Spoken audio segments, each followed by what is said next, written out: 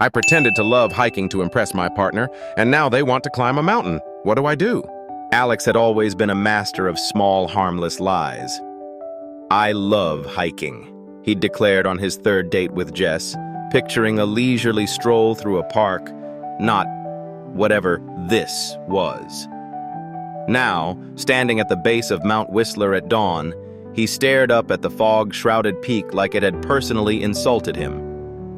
Jess, meanwhile, buzzed with the energy of a caffeinated squirrel, adjusting her high-tech gear while Alex tugged self-consciously at his novelty t-shirt.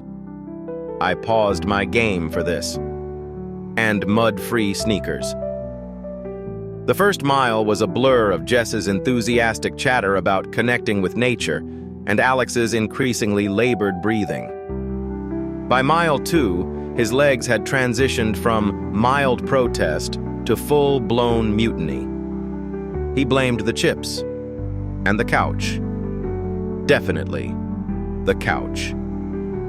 When Jess pointed out a picturesque waterfall, Alex wheezed something about hydration stations and wondered if vultures were already circling overhead. By mile 4, he was crawling. Literally. A rogue tree root had tripped him.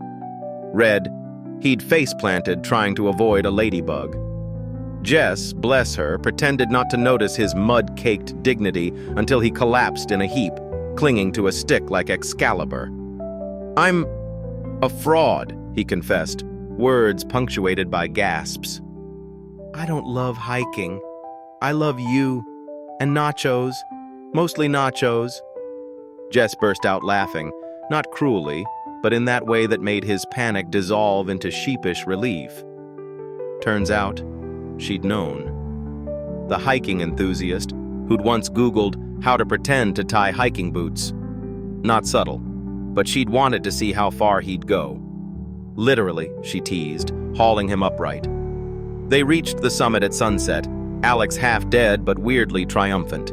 The view was stunning, though he'd have traded it for a couch and queso. As the sky burned orange, Jess nudged him. "Next time, just say you'd rather Netflix and chill." "But then you'd know I'm boring," he groaned. "You climbed a mountain for me," she said. "That's the least boring thing ever."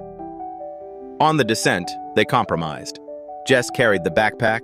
Alex carried the promise that hiking now meant walking to the taco truck. And if he limped for a week, worth it.